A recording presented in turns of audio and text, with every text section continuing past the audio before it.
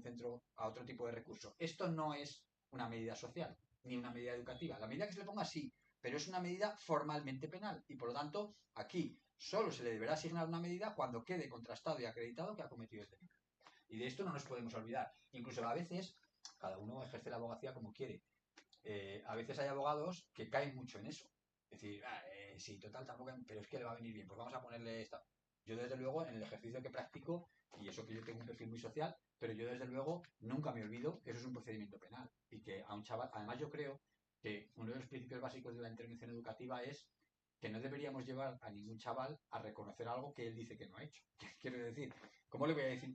Porque claro, para que le puedan condenar, si queremos que haya un acuerdo, el chaval tiene que reconocer los hechos. Entonces, yo voy a decir, no, que aunque no lo has hecho, tú di que sí, que te va a venir mejor porque te van a poner menos. Yo creo que esto, desde el punto de vista del ABC educativo, es totalmente contraproducente. No podemos llevar a un chaval a reconocer algo que él mantiene que no ha hecho. Otra cosa distinta es, aquí abro otro paréntesis de nuestra labor, como abogados, en la que también participáis mucho vosotras, que yo les digo a veces, porque claro, a veces llegan ahí al chaval y le dicen, ¿reconoce los hechos? No, pues a juicio. Y yo les digo a los jueces y a los fiscales, vamos a ver, tenemos que generar el marco adecuado para que el chaval lo pueda reconocer. ¿Por qué? Porque a veces tú sabes que lo ha hecho porque ves claramente que hay pruebas suficientes, tal, y el chaval se empecina en que no, yo no lo reconozco. ¿Por qué? Claro, pues está sentado al lado de su madre. Claro, a lo mejor delante de su madre no se atreve a decir nada. O a lo mejor simplemente lo agresivo de todo el entorno, las togas, los jueces, los tal, pues el chaval se arruga y dice, yo aquí a negar la mayor y para adelante, camino para adelante. Si queremos que lo reconozca, yo a veces les digo al juez, me lo dejas en el despacho, déjame hablar con él tranquilamente, me meto dentro y vamos a intentar generar un espacio donde el chaval, yo no le voy a convencer de que lo reconozca, pero vamos a intentar generar un espacio de confianza lo suficientemente amable para que el chaval pueda reconocerlo. Porque si no, el chaval lo que va a hacer, y esto estamos ahí todos los días, va a hacer la tortuga. Es decir, se mete en el caparazón y dice a ver si escampa. Punto. Entonces, a veces ahí nosotros tenemos que trabajar también en coordinación. Es decir, los juristas, los abogados, podemos trabajar mucho con vosotras para que de alguna manera, sobre todo con los educadores de referencia de los chavales, para que los chavales puedan llegar a reconocer. Si es que efectivamente, porque a veces, claro, a veces nosotros sabemos perfectamente que se ha cometido porque ves las pruebas y ves que existen pruebas, pero a veces intentan, pues eso, con explicaciones peregrinas y cosas raras. No, yo no era, yo no estaba, era el otro, no sé qué, no sé cuántos. Y ojo, esto también es muy típico de los padres. Es decir, los padres muchas veces es, mi hijo no ha hecho nada, mi hijo no ha hecho nada, cuando ellos internamente están pensando, bueno, habrá hecho el capullo, pero ya en casa ya yo cuando vaya ya le aplicaré. Pero aquí mi posición es negar la mayor porque mi hijo no es un delincuente. Claro, yo ahí no voy a entrar en cómo ejerce cada uno el rol paterno-materno, pero desde luego el flaco favor le hacemos al chaval desde el punto de vista de intervención educativa si le estamos lanzando el mensaje implícito de hijo mío, haz lo que te dé la gana, da lo mismo lo gordo que hagas, que aquí está tu papá que te va a sacar del embrollo. Cuando, sobre todo, muchas veces esto realmente deja muy mal, no solo al menor, sino a la familia, delante del fiscal y delante del proceso, porque realmente, o sea, esto, antes había un fiscal que ya se jubiló, que era Carlos Sancho, que estuvo muchos años de fiscal de menores, y este utilizaba una técnica en los delitos menores muy buena. Por ejemplo, cuando había grabaciones y tal, nunca se las ponía a los padres. Solo decía, mire, su hijo ha cometido esto y tal igual. Mi hijo no ha hecho nada, porque mi hijo... Mire, cuando nosotros estamos aquí es por algo, ¿eh? Cuando nosotros sabemos esto y le estamos diciendo esto es por algo. Y al final les ponía la cámara y salía el hijo cogiendo la bolsa en el Corte Inglés y saliendo. Pues aún así, había muchos padres que bueno, eso es porque las compañías, eso habrá sido alguien que le ha tal, o sea, negando la mayor, incluso viendo a tu hijo cogiendo la bolsa y saliendo con las alarmas pitando. A partir de ahí, desde luego, lo que os decía también al principio, el que tiene que reconocer los hechos es el menor. A mí no me vale que el padre diga, sí, sí, mi hijo, no, a mí me vale que el menor reconozca los hechos, que es el que lo tiene que reconocer. Bueno, derecho a la asistencia letrada y por lo tanto a contar siempre con un abogado y por lo tanto asociado a eso, derecho a la asistencia jurídica gratuita en caso de que el menor o la menor no se lo pueda costear. Ahí sí que se aplica el principio de que realmente, claro, el 99% de los menores no va a tener medios económicos. Entonces, a quien se juzga, digamos, a quien se evalúa para saber si tiene medios económicos es a los responsables legales, a los padres, madres, etcétera. Pero en todo caso, nunca va a quedar desasistido porque siempre tendría derecho a la asistencia jurídica.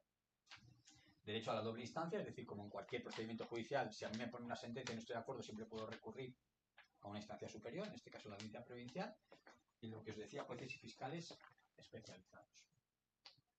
Bueno, el procedimiento comienza por la investigación, el fiscal se apoya siempre en lo que son los cuerpos y fuerzas de seguridad del Estado, es decir, todo lo que es la investigación concreta la hacen apoyándose en la policía, guardia civil, etcétera.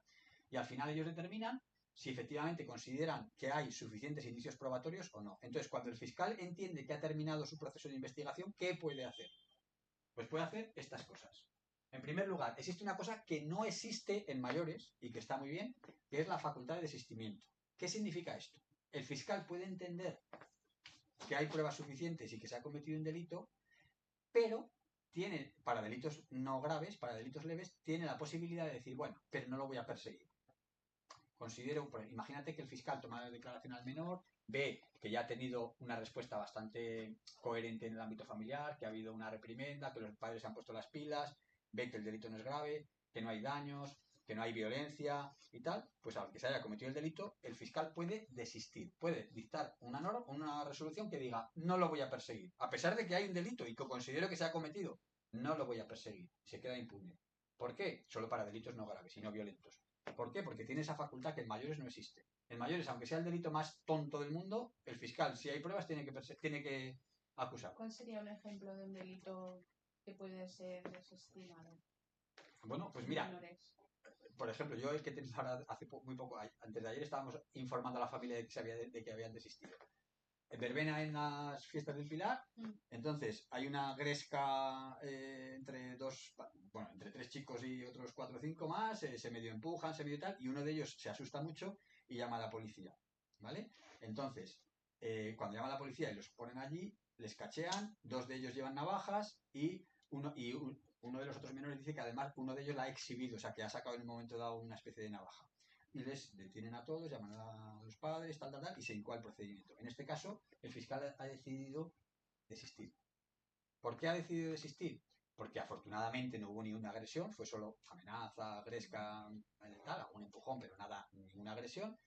Y porque ha entendido que en el ámbito extrapenal, es decir, en el ámbito familiar y en el ámbito educativo, ya ha habido una respuesta que le ha considerado suficiente y que ha visto, pues en este caso los padres se han puesto, eran 2 chavales, los padres se han puesto las pilas, les habían echado la bronca, les habían castigado. Cuando fueron los padres al equipo educativo ya los psicólogos avalaron que efectivamente era así, es decir, que los padres estaban interviniendo correctamente, por lo tanto la fiscal ha considerado, bueno, eran chavales sin antecedentes, no tenían una historia, entonces la fiscal ha considerado que no era necesario esto. O sea, en realidad el único límite que pone la ley es que sean delitos no graves y no violentos. Solo dice eso. Es verdad que ahí queda al albur de cada fiscal. El fiscal puede decidir. Y notamos mucho, porque como todo, las personas, cada uno somos diferentes. Por ejemplo, ahora de las 5 fiscales que hay, notamos mucho cuando preguntamos quién lo lleva. Porque depende de quién lo lleve, ya sabes, sobre todo una que es muy dura, pues ya sabes por dónde va a tirar. Entonces, realmente, claro, incluso tiene que ver, por mucho que en el telediario digan siempre los jueces, nosotros no tenemos ideología.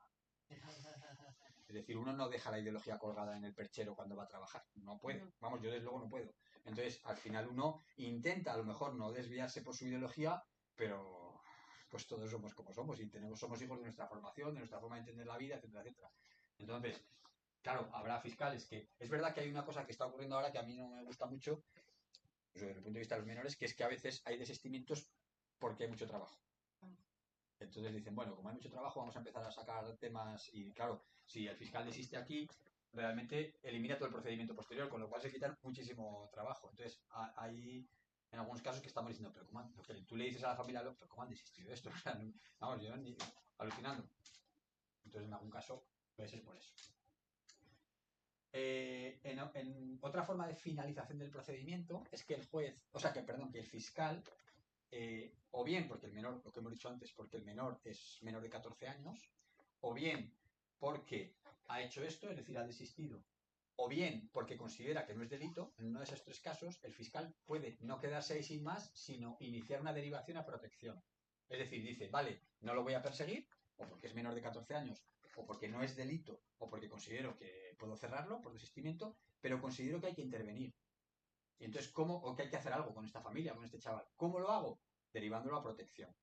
Y aquí es donde os digo que a veces se nos olvida, las que trabajáis en protección, porque claro, no vale desde mi punto de vista que el fiscal diga a protección. Sabéis que el ámbito de protección de menores es autonómico. Se sale de la Administración de Justicia y nos vamos a la comunidad autónoma, que es la que tiene la competencia en materia de protección de menores. Entonces, para mí no vale que el fiscal diga, esto no, venga, protección y ya está. No, que tú eres el fiscal que tienes que tutelar ese proceso. Es decir, deberías luego estar encima, ver qué se está haciendo, pedir un informe, decir qué se ha hecho con este chaval. o por qué, o qué problemáticas hay, etcétera.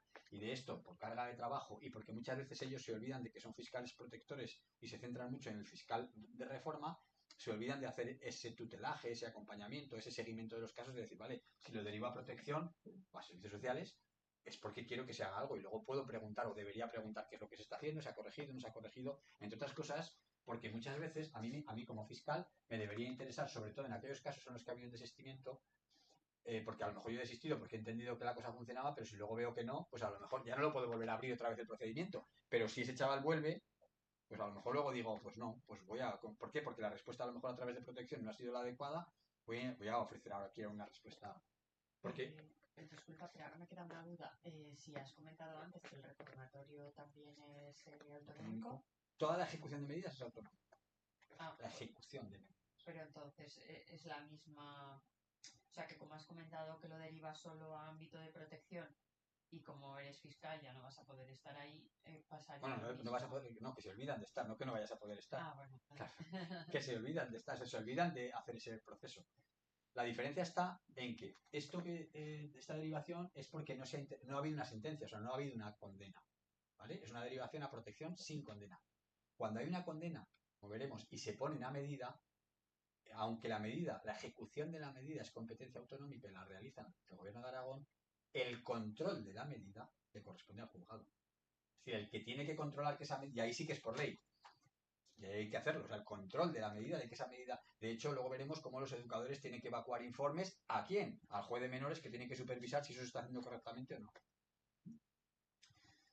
Otro gran avance que supuso la ley del 2000, que es una novedad muy importante y que además de la que hacemos uso, es lo que llamamos los abogados el artículo 19, porque está en el artículo 19 de la ley. Vamos a pedir un artículo 19. ¿Qué es un artículo 19? Es que el procedimiento termine por un mecanismo de conciliación-reparación.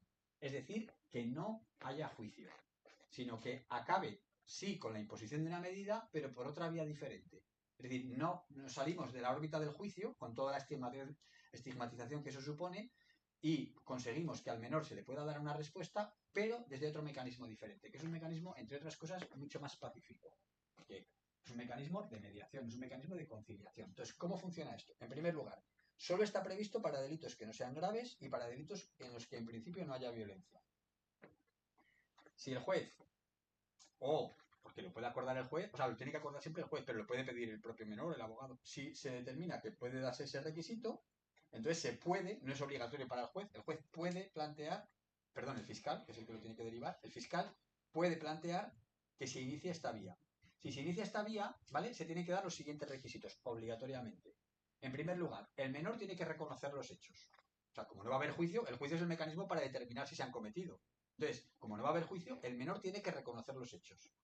Segundo, el menor tiene que reconocer que lo que ha hecho está mal. Es negativo. Tercero, el menor tiene que estar dispuesto a asumir la reparación del daño causado. Y cuarto, el menor tiene que estar dispuesto a cumplir la medida que se le imponga educativa. Esos 4 requisitos. ¿Cómo se lleva a cabo o cómo se determina si el menor va a cumplir todo esto? Se inicia un mecanismo de conciliación-reparación. ¿Quién hace ese mecanismo? Hemos dicho antes que al lado de la Administración de Justicia había un segundo equipo educativo. Primero era el que hacía el diagnóstico y luego había un segundo equipo, que es lo que llamamos aquí el EMA, equipo de medio abierto. ¿Vale? La conciliación-reparación, la ley no dice quién la tiene que hacer, dice que se hará, no dice quién. Aquí en Aragón se ha decidido que la conciliación la hagan el EMA, el mismo equipo que luego ejecuta las medidas. Entonces, es un equipo compuesto por educadores y educadoras sociales y se asigna, aquí en Aragón está distribuido por zona donde vives, se asigna un educador, el educador lo que hace es citar al menor, a sus padres y al abogado a una primera sesión, donde les explica lo que es la mediación, la conciliación, les explica los requisitos necesarios y les ofrece esa posibilidad. Le dice, mire, el fiscal me ha pedido que yo les explique a ustedes que hay una solución distinta, puede haberla, que es una solución de conciliación, que requiere que tú, chaval, reconozcas los hechos, requiere que asumas que está mal, te comprometas a reparar el daño y a pedir perdón a la víctima, ahora veremos cómo se hace, y cumplas una medida que yo como educador tengo que determinar, ¿vale? Entonces, a partir de ahí, no tiene que ser en ese mismo momento, a veces el educador, o sea, si lo tienes claro, pues se dice, sí, vale, entonces podemos empezar. Si la familia o tal, no sé qué, dice, bueno, esto hay que pensar, tal, pues bueno, el educador dice, vale, pues os cito dentro de una semana y me decís si estáis de acuerdo o no. Muchas veces aquí se introduce un factor que es algo que intoxica un poco el procedimiento, que es lo que llamamos la responsabilidad civil. ¿Qué es eso? Cuando una persona comete un delito, mayor o menor, aparte del castigo en mayores o la medida educativa en menores, uno tiene que reparar el daño causado. Es decir, si yo me tomo 4 cubatas en la cena de trabajo, cojo el coche y me estampano contra tu coche al salir, es un delito de conducción bajo la influencia de bebidas alcohólicas. A mí me va a caer una pena de cárcel o una multa, retirada del carnet, tal. Pero aparte de eso, te tengo que arreglar el coche, claro. Eso es la reparación del daño, eso es la responsabilidad civil. Si yo resulta que voy a intentar robar en tu bar, ¿vale? O robo en tu bar, pues aparte del castigo que me caiga, te tendré que reparar la persiana, el cristal que he roto, lo que me he llevado, todo eso es la responsabilidad civil. Entonces, ¿qué pasa? Claro, cuando se ofrece una vía de conciliación, se les explica al menor y a los padres que dentro de los requisitos para que esto sea así está la obligación de reparar el daño causado. Eso es la responsabilidad civil. Es decir, vale, podemos evitar el juicio, podemos poner una medida educativa que siempre va a ser mejor y más benévola desde el punto de vista de la conciliación, pero tiene usted que pagar 3.524 euros, que es lo que ha roto su hijo. Entonces, claro, hay muchas veces que los padres, no tanto el menor, sino muchas veces los padres dicen, pues no, pues a juicio, a por todas. ¿Por qué? Porque si no voy a tener que pagar 3.420 euros de indemnización. Cuando a veces les explicas, le dices, ya, pero es que hay muchas pruebas, las va a pagar usted igual, o sea, de eso no se va a librar, las va a pagar en un juicio. Entonces usted calibre también cuál es esa posibilidad. Entonces, esto no es obligatorio, es una posibilidad de salir del procedimiento penal, pero depende de que se den esos requisitos y como hemos dicho que es voluntario, depende de que el menor lo acepte, el menor y los padres. ¿Vale? Que la víctima lo acepte, supongo. No. ¿Por qué? Porque si dependiera de la víctima, nunca, bueno, nunca, en muchos casos no se haría. Ajá. ¿Por qué? Pues porque la víctima, o sea, cada delito es diferente y tal, pero la víctima tiene hasta el sano derecho a la venganza, por decir así, es decir, a no sentirse... Entonces, si la reparación dependiera de que lo aceptara la víctima, en muchísimos casos no habría reparación. Entonces, ¿qué se hace? ¿Cómo funciona esto? Uno, hemos dicho que un requisito es pedir perdón a la víctima. En muy pocas ocasiones se hace el perdón directo. ¿Por qué? Porque no se puede obligar a una víctima, evidentemente. Entonces, depende del tipo de delito, depende del análisis que hace el educador plantea o no la reparación directa y el perdón directo. Es decir, habla con la víctima. Imaginaros que yo lo que he hecho es, hay casos que ponemos prototípicos de reparaciones directas que son muy bonitos. El típico caso de los grafiteros. Es un delito de daños. Pum, pum, pum, tal, y pinto todo el muro de una comunidad de propietarios. ¿Vale? Se habla con la comunidad, desde luego al principio lo que van a decir es, vamos a poner que una comunidad sería muy difícil porque son todos los vecinos. Pero vamos a poner que pinten, pues eso, en tu nave de tu trabajo, ¿vale? Que pinten toda la pared entera. Entonces, el educador llama a la empresa y le dice, mire, tenemos aquí al chico, o sea, se está persiguiendo este delito, usted nos debería dar la factura de lo que cuesta esto para que lo podamos tramitar, pero aparte yo le planteo, si usted quiere, estamos haciendo una cosa que se llama, esto se explica, claro, porque a la gente esto es como, estamos haciendo una cosa que se llama la conciliación-reparación, y esto supone un mecanismo para que el menor asuma su responsabilidad y tal, y existe la posibilidad de que le pida a usted perdón. Claro, la mayoría de la gente, es verdad que en España todavía esto cuesta, pues mucha gente no quiere saber nada, ese cabrón que se pudra, a mí tal, bueno, muchas cosas, ¿no? Entonces, en muchos casos no se habilita esa posibilidad. Sobre todo también, claro, imaginaros en determinadas tipologías donde uno se ha sentido dañado, dolido, herido, pues no, ¿vale? Entonces, si existiera esa posibilidad, a través del... Tampoco es obligatorio porque la víctima diga que sí, el menor, no. Al menor también se le plantea y a su familia, mire, hemos hablado con la víctima y sí que está dispuesta a hacer una... Entonces, ahí, eso depende del educador. Si el educador ve que se dan todos los requisitos y que se va a poder hacer bien, lo plantea. Se dan muy poquito esto. Si no se puede hacer bien, ¿qué hace el educador con el chaval? Le dice, no te preocupes, tú vas a escribir, se hace casi siempre así, vas a escribir una carta. Es decir, vas a escribir una carta pidiéndole perdón a la víctima y planteándole por qué te arrepientes, por qué esto no está bien, por qué tal, por qué has entendido también su papel. Y no solo la hace él, porque esa carta, hay muchos, pues ya, no, ese es un proceso que lo hacen con el educador y que el educador también les hace sensibles de decir, pues, por ejemplo, valora por qué esa persona se ha sentido ofendida o por qué esa persona se ha sentido dañada. Entonces, claro, de alguna manera es un proceso que está dentro del proceso de intervención socioeducativa con el menor. Entonces se hace mediante, la mayoría de las ocasiones se hace mediante una carta y luego incluso el propio educador es el que valora si esa carta se le entrega o no a la víctima. Porque claro, si la víctima te ha dicho que no quiere saber nada, que no quiere tal, pues no vas a ir tú encima, oiga, mire, una cartita que le traigo. Pero el efecto para el menor infractor sí que lo tiene. El hecho de que, porque el menor infractor al final ha hecho el ejercicio de tener que pedir perdón. Luego ya, si ese perdón llega donde tiene que llegar o no, el educador valora si realmente... ¿me ha ido? Vale, ya está. El educador valora si realmente si tiene sentido o no tiene sentido. E incluso, en el ámbito de la reparación del daño causado, es verdad que casi siempre caemos en el tópico de la reparación monetaria. Te han pintado esta, ¿cuánto cuesta pintar la valla? Pues 2.300 euros, pues tome 2.300 euros, ¿vale? La ley permite la reparación directa o la reparación complementaria. ¿Qué es la reparación directa? Y esto además está muy bien, otra cosa es que también se hace muy poquito. La reparación directa es, el chaval va a coger 3 latas de pintura y va a ir dentro de su proceso educativo y va a ir a pintar la valla. Esa es la reparación directa. O ha habido experiencias cuando, seguro que habéis escuchado al famoso juez de menores de Granada, Emilio Calatayud, que parece que inventó la pólvora. Yo siempre me cabreo porque digo, es que lo que hace Emilio Calatayud, o lo que hacía en Granada, lo hacía Armando aquí muy parecido, igual que él o antes. O sea, que no es, otra cosa es que es un hombre muy mediático, pero que realmente aquí, por ejemplo, en Aragón, que somos muy pioneros en esto, en otras cosas no, pero en esto somos muy pioneros, aquí se han estado haciendo reparaciones cuando nadie hacía, cuando ni siquiera existía la ley. Se han estado haciendo reparaciones directas, se han estado haciendo cosas muy novedosas. Entonces, no digo que allí no se hagan ni que allí esté bien, pero que desde luego aquí también se hacen cosas de esas. Y que luego esto tiene también una parte educativa muy creativa. Es decir, que también el educador puede plantear cosas imaginativas, porque al final se trata de conectar el daño y el mal causado con la reparación y con la víctima. Entonces, por ejemplo, aquí ha habido alguna reparación que hemos conocido donde un chaval que se había portado muy mal con una señora mayor, vecina y tal y cual, aceptó, y con el tutelaje del educador, aceptó ayudar a la señora a subir y bajar las bolsas de la compra durante no sé cuánto tiempo, quedando con ella, con una intervención y un tutelaje adecuado, como una reparación directa.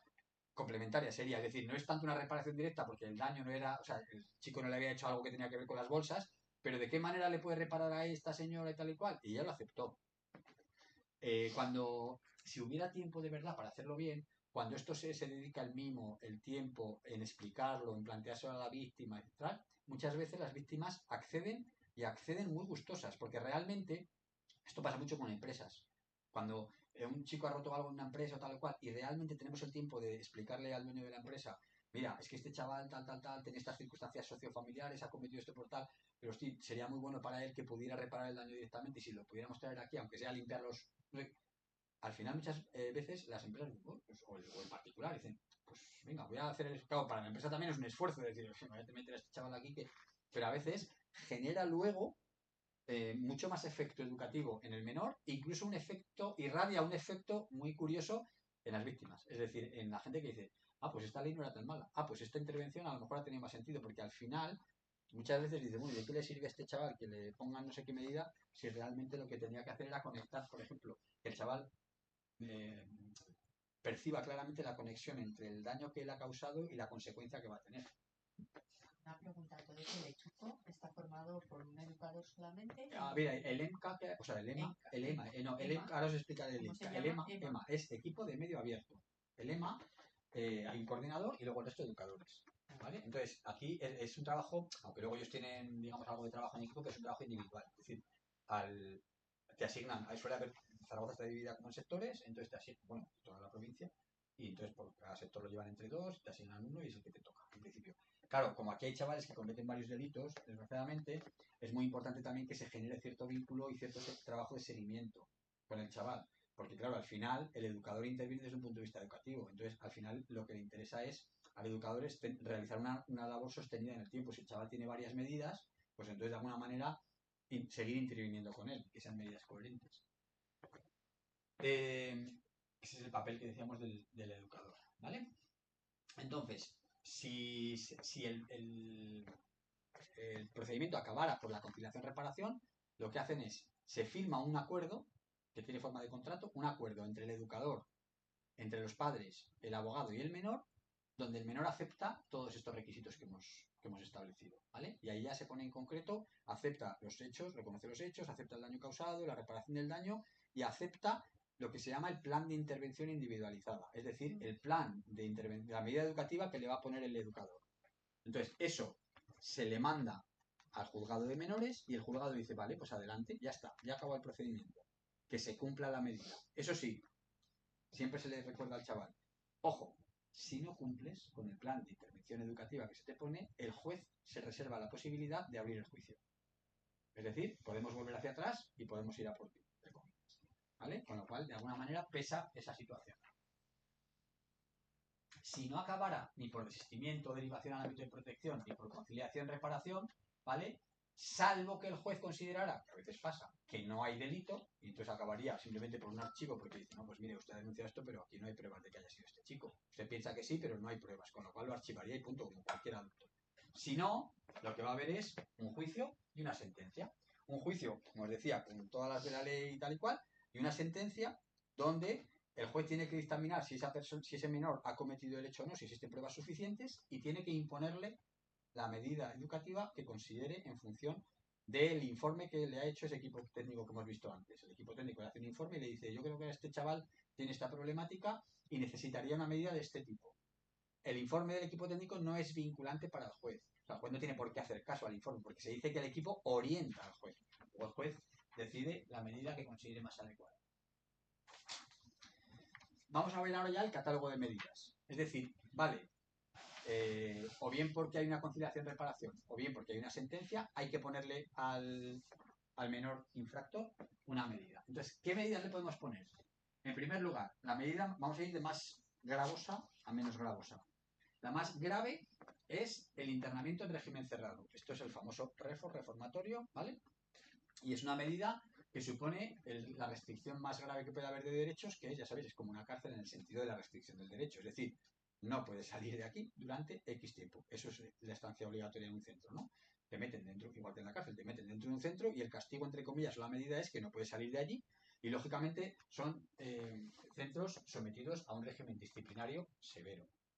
Tanto a nivel de cuestiones cotidianas, como a qué hora me levanto, qué como, qué hago, como a nivel de cumplimiento de normas, etc. Es verdad que los famosos, porque fijaros, también caemos muchas veces en el eufemismo, ya no se llaman reformatorios, ahora es centro de reforma. Bueno, tampoco es que haya cambiado mucho el nombre, al final es más o menos igual. Entonces, claro, si veis el nombre, ojo, el nombre que es Centro de Cumplimiento y Ejecución de Medidas Judiciales, un nombre así de largo, pero bueno, el reformatorio. Entonces, el centro de reforma es un centro de régimen cerrado y por lo tanto el menor está sometido allí, puede salir si está en régimen cerrado, y tiene un cuerpo de profesionales, educadores, psicólogos, orientadores laborales, varios, psiquiatras, etcétera, pero luego también hay, al lado de todos estos profesionales, un cuerpo de vigilantes de seguridad.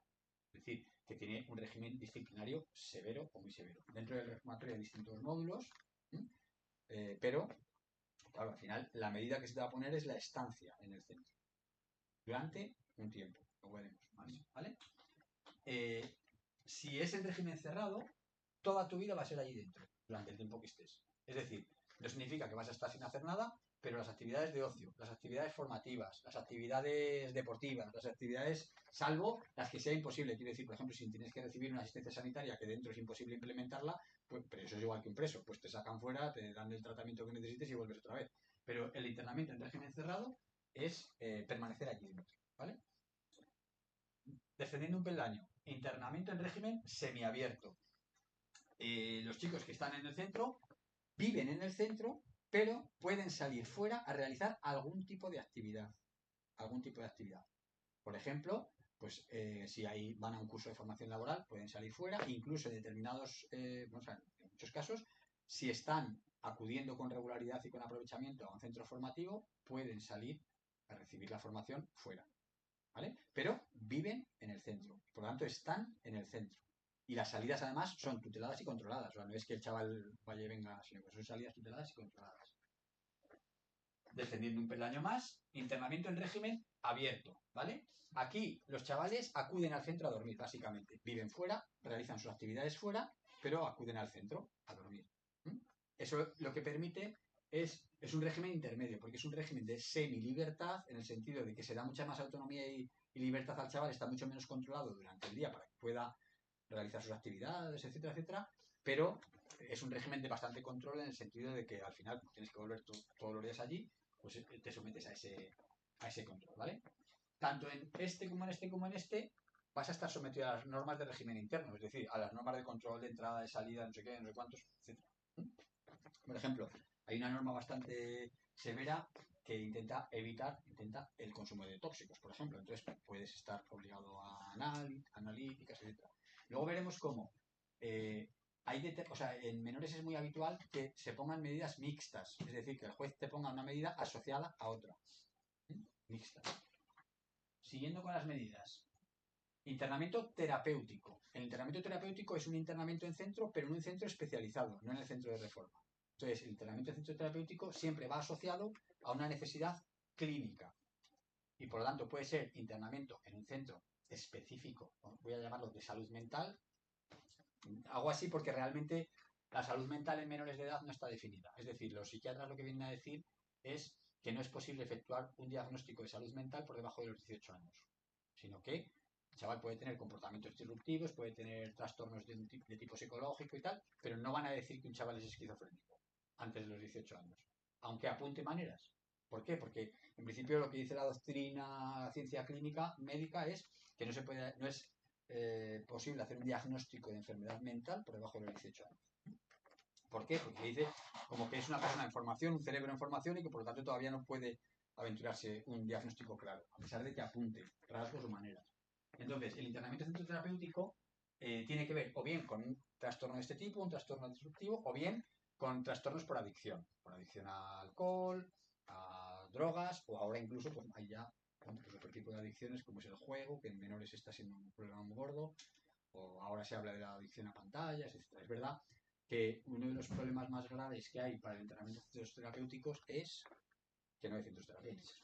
Quiero decir que es muy difícil encontrar un centro.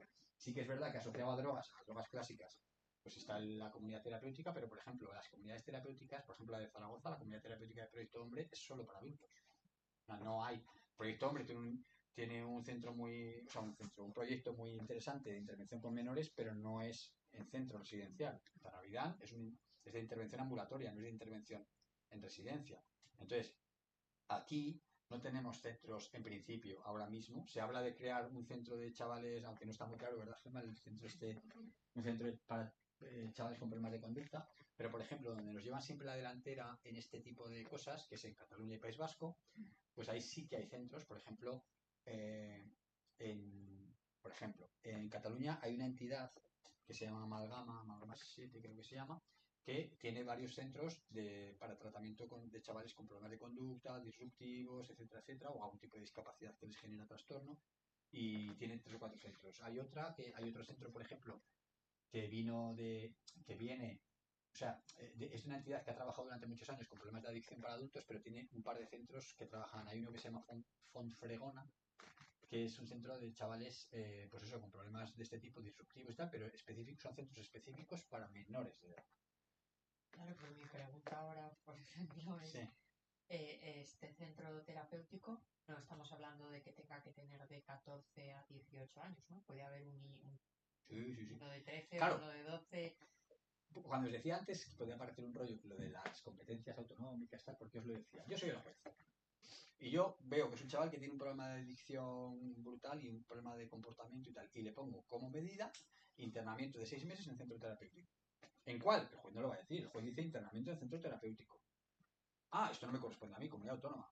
Usted, mire, a ver, yo le he puesto una medida de 6 meses en el centro terapéutico. Y la comunidad dice, ¿pero en cuál? Ah, usted verá. Usted es el educador, es el que tiene que decidir en qué centro. Yo le he puesto la medida de 6 meses. Claro, llega la comunidad autónoma y dice, ¿y ahora qué hago con este chaval? Porque yo tengo la obligación de cumplir la sentencia, tengo que buscar un centro, pero es que no hay centros. Entonces, muchas veces, claro, es verdad que tampoco están así porque los educadores normalmente trabajan también en coordinación con el juez e intentan de alguna manera que eso, pero se están generando muchísimos problemas. ¿Por qué? Porque, por ejemplo, en nuestro caso de Aragón, Aragón no tiene centros de este tipo. Entonces, sí que es verdad que la Comunidad Autónoma de Aragón tiene conveniado con algunos centros de fuera, de Madrid, uno de Andalucía, 2 del País Vasco, 3, alguno en Cataluña, tiene conveniadas plazas y puede mandar a chavales allí. Pero ya también esto supone algo muy disruptivo porque es sacar a un chaval a 400 kilómetros de distancia, que puede ser terapéuticamente muy bueno o muy malo, depende de cuál sea la evolución del chaval. Entonces, a veces esto en el papel, y esto ocurre lo mismo que en adultos, desgraciadamente. Esto está muy bien, es muy bonito, pero si no tenemos centros, ¿qué hacemos? ¿Qué ocurre con estos centros? Son centros muy costosos. Si son centros buenos, son centros de calidad, de intervención terapéutica de verdad, son centros carísimos. Fijaros, una plaza en un centro terapéutico para menores privada, es decir, si yo quiero llevar a mi hijo, cuesta del orden de entre 4.000 y 4.500 euros al mes en muchos de estos centros. Entonces, ¿quién puede pagar eso? Pues prácticamente nadie. Entonces, incluso hay otro problema. Yo me acuerdo una vez que vino un padre a vernos al despacho y el tío venía y decía, yo no tengo dinero, o sea, era un señor normal y corriente. Decía, pero estoy dispuesto a hipotecar, tenía la casa pagada, dijo, yo pido una hipoteca, hipoteco mi casa y me doy a mi hijo. ¿Cuál es el problema que tenía este padre? Decía, he visitado 4 centros o 5 y no hay plazas porque el 90% de las plazas, como hay tan pocos centros, el 90% de las plazas las tienen conveniadas las administraciones. Entonces no están abiertas al público. Yo no puedo ir a llevar a mi hijo allí. ¿Por qué? Porque el 90%, incluso en algunos centros, el 100% de las plazas las tienen conveniadas con administraciones, porque no hay recursos. Entonces, esta medida está muy bien y, de hecho, desde el punto de vista de la intervención finalista del menor, es muy necesaria, pero muchas veces es muy difícil de implementar. Debajo de esta, bueno, el tratamiento ambulatorio. Es decir, cuando se dan circunstancias de este tipo, circunstancias terapéuticas de enfermedad mental, de trastornos conductuales, disruptivos, etcétera, o de adicciones, drogas y tal, se le puede imponer al chaval la obligación, y ahora entenderéis por qué digo las comillas, la obligación de someterse a tratamiento ambulatorio. Ahí sí que entraría, por ejemplo, el programa de Taravidán de Proyecto Hombre, donde se le puede imponer al chaval, pues no, tú vas a ir, o el CEMAPA del ayuntamiento, tú vas a ir al CEMAPA del ayuntamiento a someterte a un tratamiento de deshabituación de tóxicos. Vale. Tanto esta como esta, al final son voluntarias. Por eso hemos puesto en las dos. Si es rechazada, será sustituida por otras. ¿Por qué? ¿Qué sentido tiene que yo vaya a un chaval y le diga, vas a ir al proyecto, hombre, obligado? Si el chaval va allí y dice, sí, vale, pues estoy aquí porque me ha mandado el juez, pero yo no pienso hacer nada. Pues el tratamiento ambulatorio, el tratamiento terapéutico no tiene ningún sentido. Entonces, al final, no va a cumplir la finalidad que se persigue. Entonces, el juez le dice, yo te pongo esto. Claro, muchas veces los jueces aquí utilizan el palo y la zanahoria. Te pongo un tratamiento ambulatorio o someterte al tratamiento de terapia. Si no quieres, si no lo haces, al rezo. Entonces, claro, al final muchas veces los chavales dicen, vale, pues por lo menos formalmente lo voy a intentar o lo voy a hacer, ¿vale? Pero en todo caso son voluntarias, ¿eh? No podrían ser. Esta otra, yo he puesto todas las que establece la ley, pero la Pero no realidad, habrá centros de día tampoco. asistencia a centro de día. Eso no existe. El centro de día, sabéis que a No, cualquiera pero que le eso preguntéis, se asocia claro. siempre a tercera edad. Eso del centro de día con. Chavales, sí que es verdad que hay un tipo de centros de día que están ahora generalizándose mucho, para menores también, que son los que están asociados a las discapacidades. Es decir, chavales con problemas de discapacidad intelectual, etcétera, etcétera, que también pueden cometer delitos. Pues ahí sí que hay más centros de día, pues DEFA o de Adunare, centros de día que sí que permiten más esa. También es verdad que esto choca los centros de día, como que la mayoría, o sea, muchos de estos chavales pueden estar de 14 a 16 en edad de escolarización obligatoria, con lo cual no podrían ir a un centro de día normalmente porque tienen que estar escolarizados obligatoriamente, entonces tendrían que acudir. Más medidas. Esta es la medida estrella de la ley, ¿vale? Esta es la medida que se creó en la ley del 92 y se terminó de definir en la ley del 2000 y le llamamos la medida estrella porque primero es la que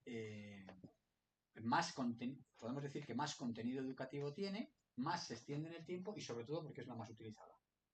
¿Qué es la libertad vigilada? La libertad vigilada, fijaros hasta qué punto ha triunfado esta medida que en la última reforma, en la anterior reforma del Código Penal de Adultos se ha puesto. Es decir, ahora se ha creado una ley, o sea, una pena que no existía en el Código Penal, que es la libertad vigilada para adultos, que no existía. ¿Por qué? Porque se está viendo que es una medida efectiva.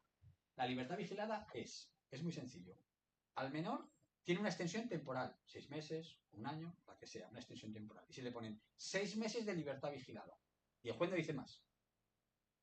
Puede, si quiere el juez, ponerle algún tipo de requisito añadido. Pero normalmente el juez prefiere que eso, como eso ya es un tema muy educativo, prefiere, no, eso ya que se encargue el educador. Sí que es verdad que cuando, por ejemplo, cuando detrás de la comisión del delito se ve claramente que hay un problema de consumo de tóxicos, pues a lo mejor te pone 6 meses de libertad vigilada, por eso os decía antes lo de las medidas mixtas o asociadas, 6 meses de libertad vigilada con obligación de asistir a tratamiento terapéutico de deshabituación. Entonces te puede poner un plus, ¿no? La libertad vigilada es asignar durante ese tiempo al menor a un educador, que es el mismo que hemos visto antes, el del EMA, ¿vale? Asignar al menor un educador que va a desarrollar con ese menor un plan de intervención individualizado. Se va a reunir con él y le va a decir, mira, chaval, El juez te ha puesto 6 meses de libertad vigilada. Bueno, pues tú ahora me vas a contar tu vida, yo voy a hablar con tu abogado, voy a hablar con tus padres, voy a hablar con tu colegio, voy a hablar un poco con tus educadores, voy a ver qué haces en la vida y qué no haces. Y entonces vamos a diseñar conjuntamente, se le vende así, otra cosa es que el educador sabe, bueno, vamos a diseñar conjuntamente, lo voy a diseñar yo, pero te hago partícipe de esto, vamos a diseñar conjuntamente un plan de intervención contigo para estos 6 meses.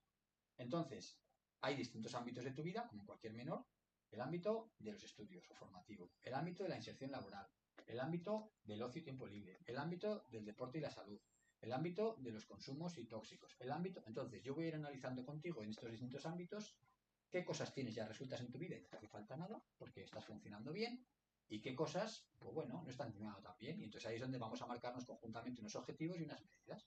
Entonces hay chavales, mira, yo tengo, por ejemplo, pues he tenido casos muy diversos, ¿no? Hay chavales, por ejemplo, aunque no es lo habitual, que en el ámbito educativo no tienen ningún problema. Ninguno. Es decir, chavales incluso brillantes, van bien, sacan buenas notas, pues ahí. ¿Qué va a hacer el educador? Le va a decir, aquí nada.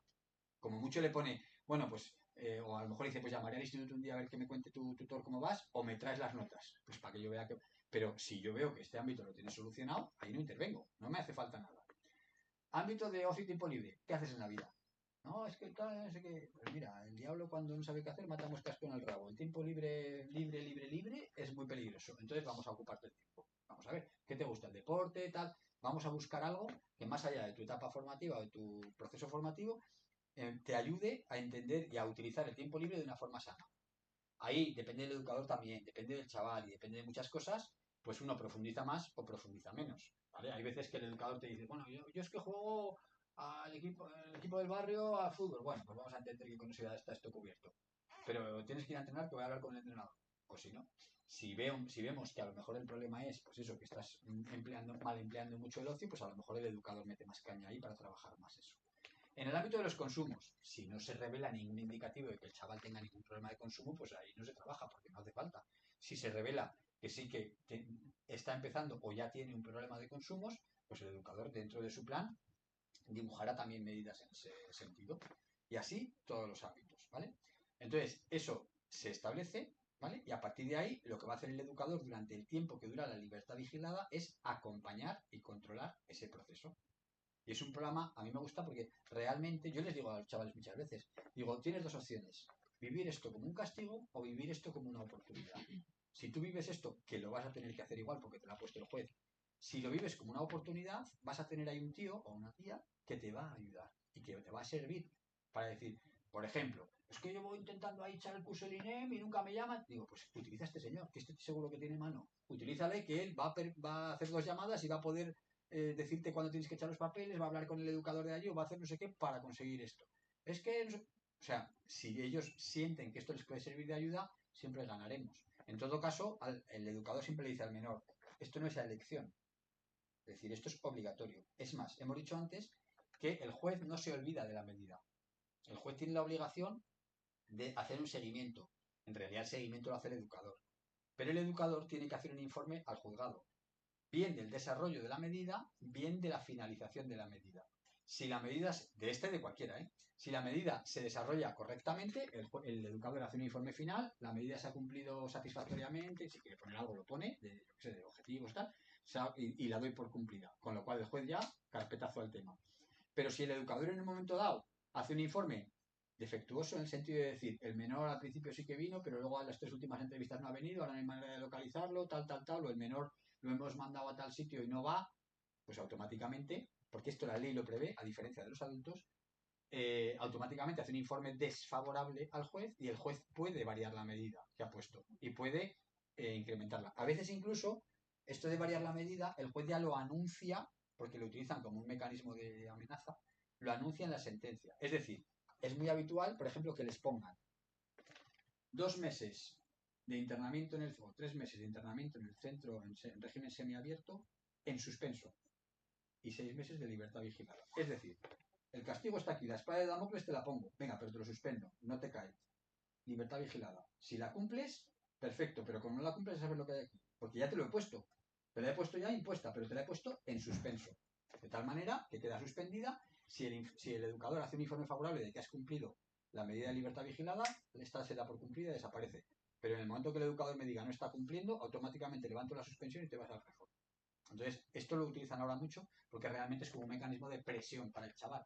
La libertad vigilada puede venir acompañada, pues por un lado, de determinadas medidas que ponga el juez ya específicamente, por ejemplo, lo que os decía, el tratamiento terapéutico de adicciones o tal, o el resto, si no, lo rellena y lo define el educador realizando el plan de intervención educativa para cada chaval. Esto permite además, que está muy bien, hacer trajes a medida, es decir, adaptar la intervención a cada necesidad y a cada caso y a cada familia.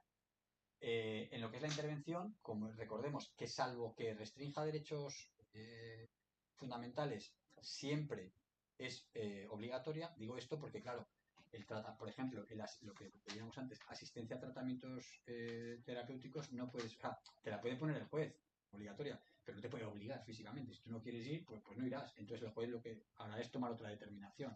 Entonces, salvo esas medidas que requieren voluntariedad, en principio, el educador es el que va a ir definiendo, ¿vale? Fijaros que incluso... Iván, ¿Sí? perdón, una pregunta. ¿El plan de intervención individualizada que hace el educador del EMA se lo traslada al Sí, juez para sí. que sepa lo que se trabaja? Sí. El juez, o sea, cuando el educador del EMA elabora el plan, automáticamente lo remite a lo que se llama a la ejecución, a un procedimiento de ejecución para que conste allí. Y luego, en principio, normalmente, si no hay ninguna incidencia, no hace más informes hasta el informe final. Si hay incidencia, y el informe final que dice ya se ha cumplido la medida y ya puede usted cerrar. Si hay incidencias en la ejecución de la medida, entonces el educador, cada uno lo hace de una forma, el educador va emitiendo informes o puede ir emitiendo informes de lo que él vea.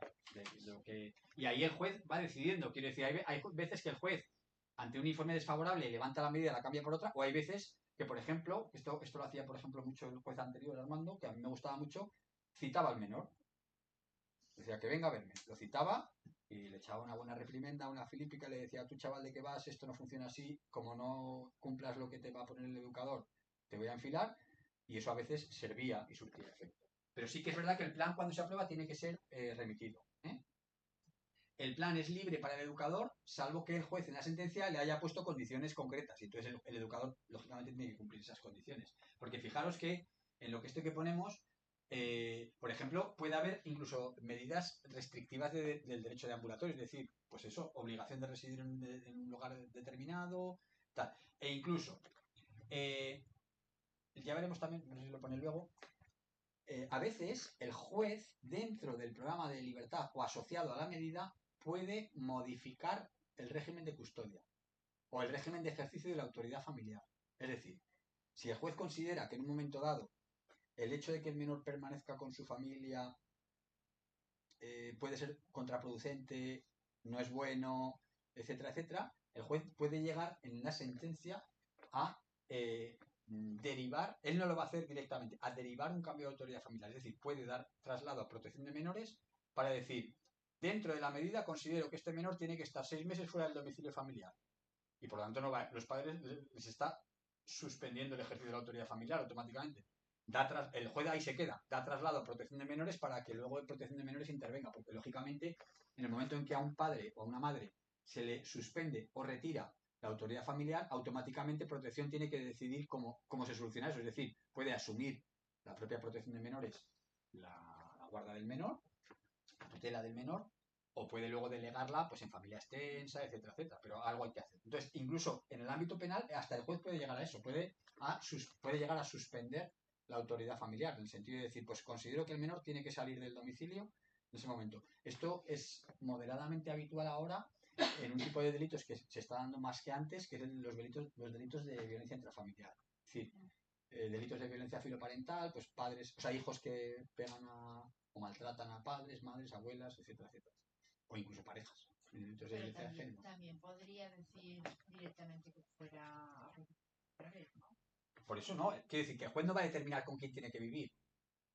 No lo determina. Quiere decir, si pone, por ejemplo, una medida de grupo de convivencia, A ver, podría ponerlo, pero normalmente lo que hace el no te juez... lo digo que nosotros hemos tenido algún caso de Pero eso. que el juez en la sentencia ponga directamente O sea, normalmente lo que Yo hace... creo que sí, sí, porque este chico tenía una medida de grupo de convivencia de 6 meses y luego tenía libertad vigilada, o sea, por otras añadida, causas. tal. Claro, si pone una... Sí. que esa está puesta después. O sea, tenía Una medida de varias convivencia en causas. grupo de convivencia, lo que está diciendo Sí. es que salga del domicilio y conviva en otro sitio, claro. Pero eso lo pone como medida. Sí, sí. Pero yo en este caso decía, más que como medida en sí misma, es como consecuencia derivada de la imposición de una medida. O sea, él puede decir perfectamente que en un momento dado, como consecuencia derivada, suspende el ejercicio de la autoridad familiar. Y durante un tiempo, claro. Tiempo que dura la medida. Y entonces ahí el juez se va a quedar simplemente en doy traslado a protección para que protección dictamine cómo va a ventilar ese asunto.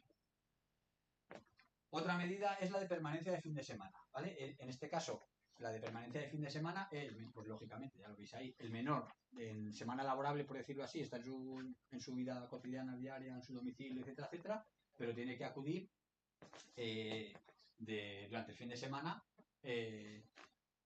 tiene que acudir, o sea, o tiene que estar de alguna manera restringido a realizar una determinada tarea que puede ser permanencia en centro o puede ser realización de determinadas actividades. Hay una medida en mayores, antes a lo mejor os suena una medida en mayores, una pena, en mayores no hay medidas, una pena que se llamaba en mayores, que no existe ya, que se llamaba el arresto domiciliario, ¿vale? Esto se hablaba en mayores, pues me he puesto arresto domiciliario, que era no salir de casa. Bueno, la medida de arresto domiciliario en mayores ya no existe, pero existe una muy parecida que se llama localización permanente. En mayores te pueden poner como pena la localización permanente, que es la diferencia entre el arresto domiciliario y la localización antiguo y la localización permanente actual es que el arresto domiciliario obligatoriamente era no salir de casa. La localización permanente es estar en un sitio, pero tú puedes decirle al juez dónde vas a estar y no puedes salir durante... Pero, ojo, que la localización permanente es de días continuos. O sea, 20 días de localización permanente. ¿Dónde lo voy a cumplir? En mi domicilio. Pues no puedo salir de casa durante 20 días. Para nada. Porque además aquí todos lo acaban violando. Es que iba a comprar tabaco. No, para nada. De hecho, la forma de controlar la localización permanente en mayores es que pasa de vez en cuando aleatoriamente la policía a comprobar si estás en el domicilio.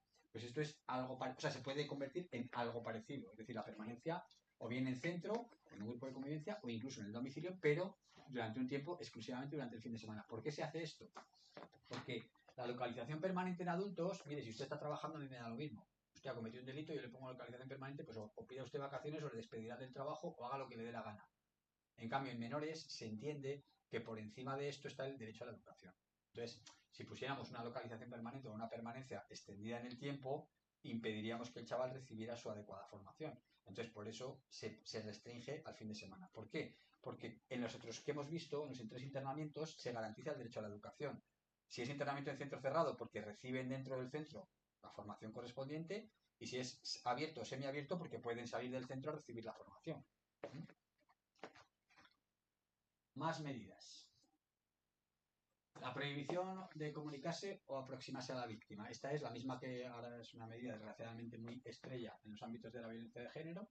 Pues esta medida existe en menores, es decir, que pueden poner como... Esta medida suele ser asociada a otras. No es una medida que se suele poner sola, aislada. Sino, por ejemplo, si yo he hecho una medida... o sea, si yo he cometido un delito violento para con un... Pues yo qué sé, pues he pegado a un chaval del barrio. Pues si la víctima lo pide y se considera necesario para la protección de la víctima, se le puede imponer al menor la prohibición de aproximarse a la víctima, a su domicilio, tal y cual, o incluso dice la ley a otras personas, puede ser a sus familiares, tal. Y esa es fácil de entender, no te puedes acercar. Y la otra, que es muy importante para los menores hoy en día, es la prohibición de comunicarse. Y cuando hablamos de prohibición de comunicarse, se extiende actualmente a toda la más variada gama de comunicaciones que puedas entender. Es decir, no solo es llamar por teléfono, porque hoy en día los chavales, si les castigas cuando llaman por teléfono, muchos estarán muy contentos porque no les gusta nada. Pero es, por supuesto, comunicación verbal o directa, comunicación por teléfono, comunicación por cualquier medio de comunicación instantánea, WhatsApp, Telegram, Instagram, Facebook, todas las que se te puedan imaginar, comunicación por redes sociales e incluso ya, la jurisprudencia ya lo ha avalado, lo que se llama la comunicación indirecta. Yo tengo la orden de la prohibición de comunicarme contigo y lo que hago es hablar con ella, que es tu hermana, y le digo, dile a tu hermana que como la vea, estoy haciendo una comunicación indirecta. Esto también supone una vulneración de la orden. Y de hecho, si a mí me pone una medida de este tipo y la vulnero, la violo, estoy cometiendo un delito nuevo. Es decir, un delito de incumplimiento de medida.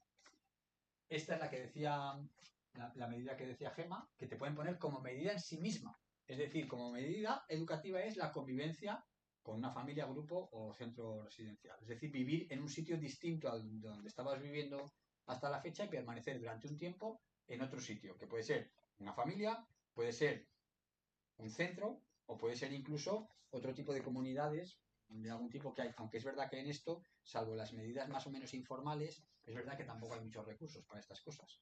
Pero bueno, podría ser. O puede ser. Antes hemos dicho que la libertad vigilada es la medida estrella. La otra medida estrella que también se suele poner mucho para delitos que no son graves es esta.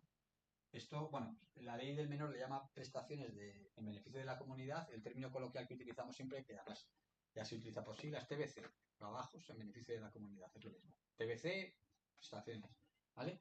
¿Esto qué es? Esto simplemente es que al menor se le asigna la obligación de realizar un número, se pone por horas, tantas horas de trabajos en beneficio de la comunidad. Se le asigna la obligación de realizar X horas de una serie de servicios o de prestaciones que vayan en beneficio de la comunidad, en beneficio del interés general o en beneficio de personas o entidades vulnerables o en situación precaria, etcétera. La Cruz Roja.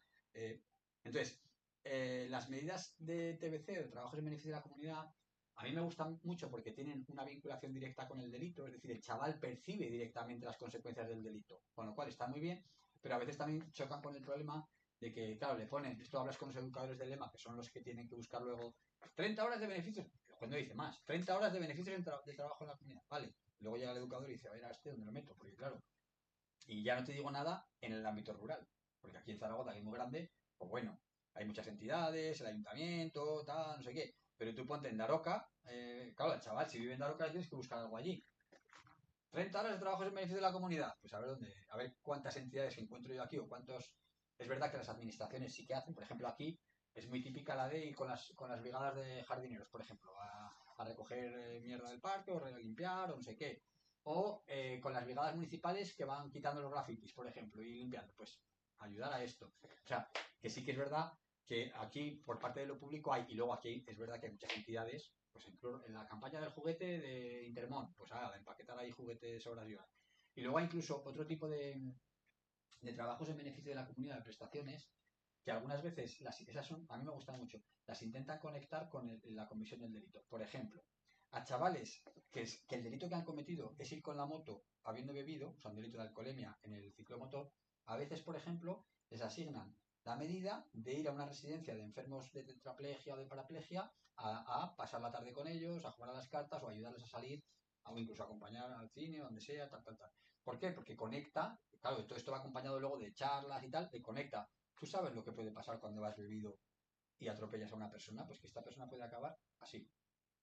Entonces, la forma de conectar el mal que tú has hecho o el riesgo que has generado con la medida que te van a poner, muchas veces está muy bien. ¿Qué ocurre? Que claro, volvemos a lo de antes, que es primero que es muy difícil encontrar o es difícil encontrar sitios y luego que es verdad también que claro, hay que adecuar los trabajos en beneficio de la comunidad al perfil del menor. Es decir, claro, no todos los chavales están preparados para hacer determinadas cosas. Entonces, no podemos tampoco. Es verdad que este tipo de prestaciones tienen siempre un tutor en el centro de referencia. Es decir, el educador desde aquí lo pilota, pero hay una persona encargada en el sitio donde la va a hacer. ¿Vale? Los trabajos en beneficio de la comunidad son siempre voluntarios. No te pueden obligar. Solo una anécdota. Al hilo de lo que dices, es que claro, me van viniendo a la cabeza caras, ¿verdad? Como nos pasará a muchas caras y nombres y ejemplos. Y me acordaba de un chaval que le pusieron trabajo de jardinería de a la comunidad y su novia estaba encantada con los ramos de rosas que llevaban. O sea, es que le regalaba unas rosas de terciopelo de esas rojas impresionantes, claro. Que casi le invitaba a cometer más delitos para decirles. La comunidad, pues hay un montón, hay un montón, porque me llevé 2 o 3. A ver, luego cuando hablas con los chavales muchas veces, quiero decir, es verdad que hay chavales que están de vuelta de muchas cosas, que los procesos son muy complicados y que muchas veces las medidas resultan ineficaces, pero luego, como tendemos siempre a contar lo malo, también hay que contar lo bueno. Hay chavales donde el paso por esto les supone un cambio vital, es decir, donde realmente la comisión del delito, que no deja de ser más que una anécdota en su vida, al final, pero les supone enderezar, entienden, asumen, son conscientes de las consecuencias de sus actos, que dentro de su proceso educativo supone casi más una oportunidad que un problema. Esto no significa que les invitemos a cometer delitos, Pero a veces los chavales, yo a muchos les digo, les pongo el ejemplo del alambre. Le digo, mira, tú en tu vida estás caminando por el alambre. ¿Has visto el del circo que va así? Entonces el del circo puede caer por el lado malo o por el lado bueno. Tú decides por dónde te quieres tirar. Entonces vas por el alambre, pues esos son los chavales ya que han cometido varios delitos, ¿qué tal? Estás en el alambre, te puedes caer para allá o te puedes caer para allá. Elige, porque la capacidad de decisión la tienes tú, por mucho que pienses que no. Entonces hay chavales que realmente esto les supone un salvavidas, o sea, les supone una oportunidad para empezar a enderezar. Y además es verdad, si tienen un educador súper formado, además la gran mayoría vocacionales, entregados a la causa y un trabajo y que luego generan muchas veces, esto aquí, pues los que han pasado por esos equipos, que son todos del colegio, podrían explicaroslo, pero realmente muchos de ellos generan luego unos vínculos educativos con esos educadores, que no te voy a decir que cometan delitos para seguir yéndoles a ver, pero les siguen yendo a ver a pesar de no haber cometido delitos. Es decir, porque generan ese vínculo educativo. Nos quedan poquitas ya. Vamos a acabar, ¿eh? Estoy casi como estaba viendo que he llegado tarde. Realización de tareas socioeducativas, que es muy parecido a lo anterior, ¿vale? Pero tiene más que ver, más que con el trabajo físico, con la realización de tareas, pero de nuevo esta también es voluntaria, no te pueden obligar, porque si no sería lo que hacía Franco, que eran trabajos forzados, eso ya no existe, ¿vale? Esta, que es muy curiosa, porque la gente siempre nos pregunta, amonestación, ¿qué es esto? Esta todavía se hace, vamos, se hace. Esta es la medida más leve del catálogo, ¿vale? Y la amonestación es la bronca. Es decir, lo que hace el juez es te pone ahí en medio y te echa una filipica y ya está. Y ya está. Claro, la amonestación, lógicamente, debe ser indicada para delitos menos leves, para chavales no conductualmente no demasiado reincidentes, etcétera, etcétera. Porque antes había una jueza aquí, que ya afortunadamente la ha jubilado, que claro, al hiperreincidente, chaval que se las sabe todas, que va y viene y tal y cual, mira, te has portado muy mal, entonces voy a ponerte la medida de amonestación, así que siéntate ahí que te voy a indicar. Y el chaval estaba allí como diciendo, le echaba una filipica que todos estábamos ahí diciendo, pero ¿para qué le va a servir a este chaval esto? O sea, si es que el chaval está pensando, a ver cuándo acaba la señora esta, que me voy por donde he venido. Entonces esta medida tiene que servir y está bien, pero hay que adecuarla al perfil del chaval, al tipo delictivo, etc. Estas son las dos últimas. Privación del permiso de conducir. Esta es igual que en los delitos de mayores, es decir, en aquellos, está puesto en mayúsculas de conducir, pero también privación de la licencia de armas, etcétera. Tengo yo un caso de un chaval que lo que más daño le ha hecho es que le quiten el permiso de armas porque le gusta la caza. Pero un momento. El permiso de conducir y el permiso de armas Se puede, no, el permiso de conducir ciclomotores es a los 16. Ah, vale. Claro. ¿Y de armas se puede tener con menos de 18? El permiso de armas para determinadas armas se puede obtener por los 18 y luego ten en cuenta además que hemos dicho antes que las ejecuciones de las medidas pueden ser cuando tengas mal, o sea, la medida te la ponen cuando tienes 17 o 18, Vale. pero se extiende, es decir, si me ponen 2 años de prohibición de sacarme el carnet, o sea, de tener el carnet y cumplo 17 años y me quedan 2 años, hasta los 19 largos no me lo pueden sacar. Pero las armas hasta 18 no hay ninguna, ¿no? Creo que hay, sí, creo que hay, eso ahora mismo no te lo sabría decir, pero creo que hay tanto un tipo de armas como cuando son con fin cinegético que se pueden sacar en España antes. para la caza Sí, sí. Igual que hay toreros. Claro, creo que hay, bueno, ahora han puesto lo de los 16, pero Lo de los 16, pero a partir de... en las armas creo que no todas las armas, y siempre y cuando sea con perfil cinegético o deportivo, porque hay chavales que se dedican al tiro, tal. Entonces, y para dedicarte al tiro también necesitas una licencia. Entonces, esta es o bien que te quitan la licencia si la tienes, la suspenden, o bien imposibilidad de obtenerla en el caso de que no la tengas, sobre todo, a ver, lo de las armas es más anecdótico, sobre todo es los chavales que hoy en día hay muchísimos, claro, los chavales que van en moto. Entonces, pues esto te lo suelen poner cuando son delitos vinculados a la conducción, alcoholemias, riesgos en la conducción, conducciones temerarias, cosas de estas. Y ahora con los patinetes.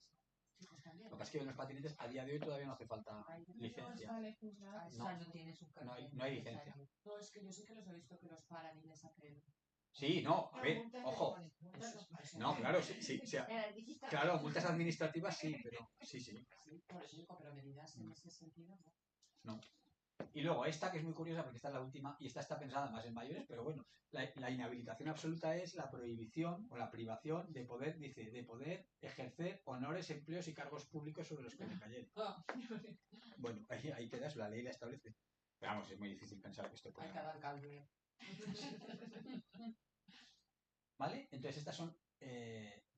Y entonces la realización de tareas socioeducativas de las TBC, ¿qué diferencia tendrían?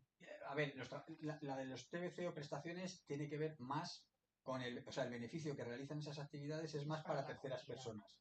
Y la realización de tareas socioeducativas, el beneficio es más para ti. Entonces, a veces pues nos ponen realización de tareas socioeducativas, por ejemplo, ponen mucho, que está muy bien, la obligación de asistir a cursos. Es decir, por ejemplo, en temas de violencia de género con la pareja y tal, obligación de asistir a cursos. En temas de seguridad vial, aparte de que te quiten el carnet y tal igual, obligación de asistir a un curso que hace la DGT o la policía local de prevención, tal, tal, tal. Por ejemplo, ponen o a sesiones formativas de ese tipo. Entonces, la diferencia básica es que las tareas socioeducativas se supone que el beneficio que se pretende obtener es para ti. Y en las otras es para el interés general. Es decir, si yo voy con los jardineros, hombre, está claro que algo me va a reportar, pero realmente el beneficio finalista de la acción es para el jardín, o sea, es para el Estado o para el Ayuntamiento. Sí. Bueno, yo creo que con esto podemos... Aquí hay más cosas que esto lo tenéis en el material, que es los límites básicos de las medidas y tal, pero en principio lo tendríais. Como siempre os digo, ya sé que voy muy deprisa porque tanto tema en 2 horas es un poco complicado meterlo, pero como me tenéis cerca, pues para cualquier duda, cosa...